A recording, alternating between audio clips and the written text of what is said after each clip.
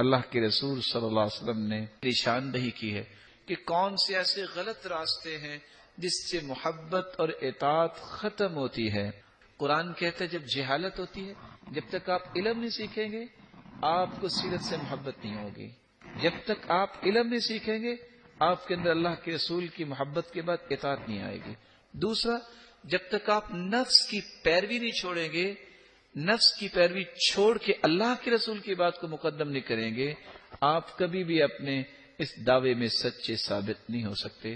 تیسری بات، شبہات میں نہ پڑیں، دشمن شبہات میں ڈال کے آپ کو محبت چھین لیتا ہے اور اطاعت سے دور کر دیتا ہے۔ چوتھی بات، کبھی حدیث کے مقابلے میں عقل پہ اعتماد نہ کریں، عقل ناقص ہے اور حدیث اللہ کے رسول کی زبان سے نکلی ہے اور اس جیسی زبان اللہ نے بنائی نہیں۔ پانچویں بات، کبھی تعصب اور عصبیت کا شکار نہ ہو۔ تعصب اور عصبیت کا شکار ہونے والے کبھی بھی اطاعت نہیں کرتے۔ لسانی تعصب ہو، عصبیت ہو، قومی عصبیت ہو، خاندانی عصبیت ہو یا کسی بھی جماعتی عصبیت کا شکار ہو، یہ کبھی بھی شخص اللہ کی اطاعت صحیح نہیں کر سکتا۔ چھٹی بات، برے لوگوں کی صحبت چھوڑیے۔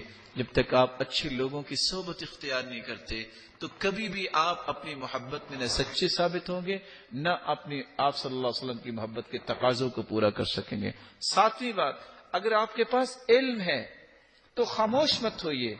علم کی ذمہ داری ہے کہ علم کو آگے پھیلایا جائے، چھپایا نہ جائے۔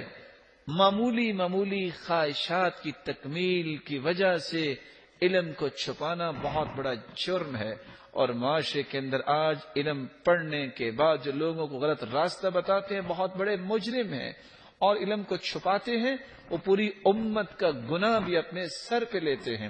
جو غلط راستہ بتاتے ہیں وَلَيَحْمِلُنَّ أَثْقَالًا مَّعَ أَثْقَالِهِمْ، وہ ان کا بوجھ بھی اٹھاتے ہیں اور اپنا بوجھ بھی اٹھاتے ہیں۔ اور کافروں سے مشابہت چھوڑیے، ان پہ بھروسہ کرنا چھوڑیے، اور ضعیف حدیثیں اور من گڑت حدیثوں سے اپنے آپ کو بچائیے، تب جا کے آپ کی اطاعت صحیح حدیث کی روشنی میں آئے گی۔ اور 10ویں بات، غلو کا کوئی بھی پہلو ہو اس سے اپنے آپ کو بچائیے۔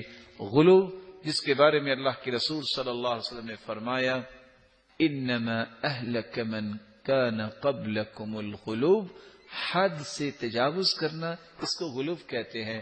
غلو نہیں پچھلی قوموں کو برباد کیا، غلو نہ کرو۔ لا تطرونی کما اطرت النصارى ابن مریم، لوگوں مجھے اس طرح بڑھاؤ چڑھاؤ نہیں جس طرح عیسائیوں نے عیسیٰ علیہ السلام کو بڑھا چڑھا کے رب بنا دیا۔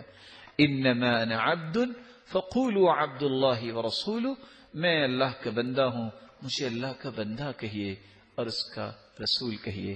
میری اللہ عز و جلال سے دعا ہے رب تعالی ہمیں اپنے پیغمبر کی سنت کے مطابق زندگی گزارنے کی توفیق عطا فرمائے۔